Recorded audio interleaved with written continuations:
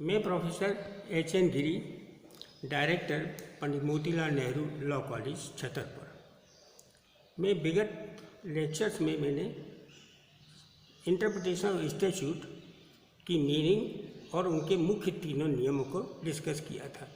आज मैं उनके सहायक नियमों को डिस्कस करूंगा, जिसमें सबसे पहले सामंजस्यता का नियम लेता हूँ।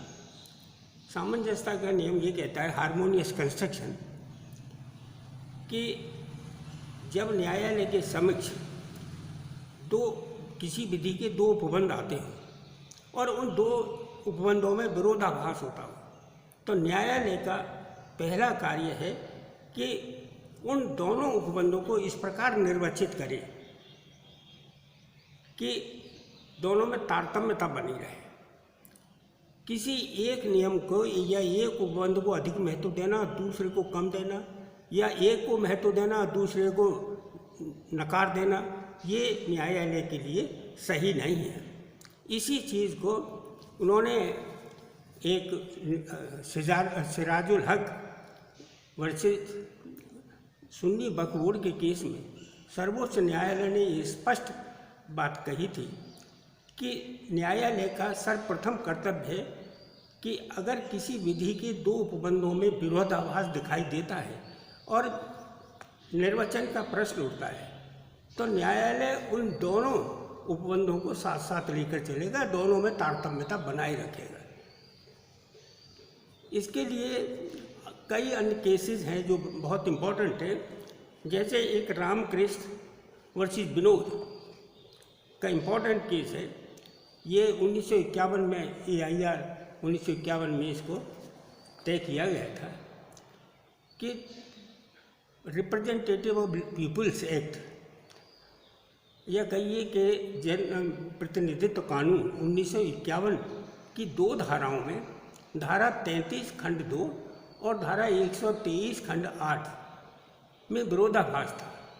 33(2) कहती थी कि कोई भी सरकारी कर्मचारी किसी भी कैंडिडेट के लिए जो इलेक्शन में खड़ा हुआ है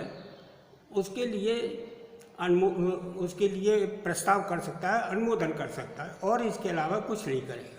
और 123 खंड 8 कहता है कि सरकारी कर्मचारी केवल उसका मतपत्र उसके फेवर में दे सकता है। इन दोनों में विरोधाभास को दूर करते हुए न्यायालय ने कहा कि सरकारी कर्मचारी या तो अनुमोदन या प्रस्ताव कर सकता है या और वोट डाल सकता है, इसके अलावा कोई कार्य नहीं करे। इसका मतलब प्रचार वगैरह नहीं कर सकता उसका।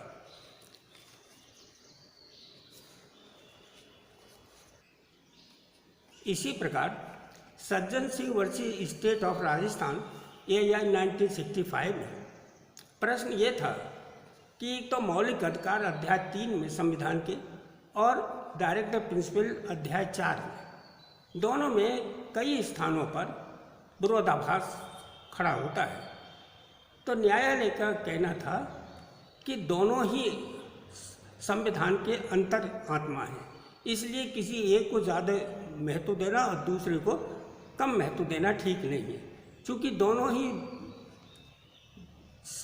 संविधान सभा ने जब बनाया था, संविधान को बनाया, तो दोनों का महत्व बराबर दिया था, इसलिए उनको एक दूसरे को छोटा बड़ा समझना या एक को ज़्यादा महत्व देना और दूसरे को कम देना ठीक नहीं है। इसी तरह से एक बहुत इम्पोर्टेंट केस है MSM शर्मा वर्सेस श्री कृष्ण सिन्हा।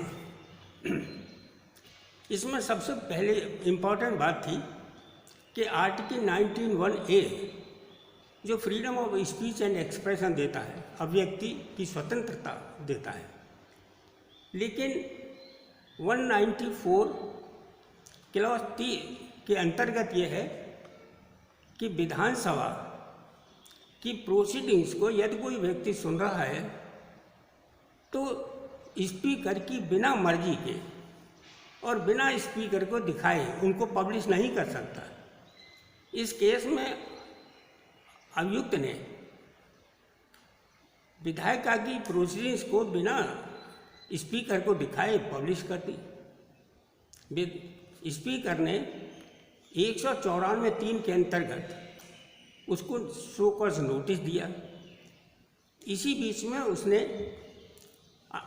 संविधान के अनुच्छेद 32 के अंतर्गत याचिका दायर करते हुए न्यायालय से सुप्रीम कोर्ट में कहा कि 19(1)(a) में उसे स्पष्ट फ्रीडम मिली हुई है, वो अब कुछ भी कह सकता है। सुप्रीम कोर्ट ने कहा नहीं, ये जो फ्रीडम फ्री स्पीच और एक्सप्रेशन है ये 194(3) के अंतर्गत है, क्योंकि पार्लियामेंट्री प्रिविलेजेज के अंतर्गत ये विधायिका का संसद और राज्य विधायिका इन दोनों का अधिकार है। ये फ्रीडम उन अधिकार के तहत है, इसलिए उन्होंने दोनों के बीच सामंजस्य बना के रखा, यानी विधायिका के नियमों को भी और व्यक्ति के नियमों की स्वतंत्रता को भी। आज बस इतना ही, और नेक्स्ट टाइम में अगली जो सहायक नियम है उनमें खास नियमों को बताऊंगा। Thank you very much.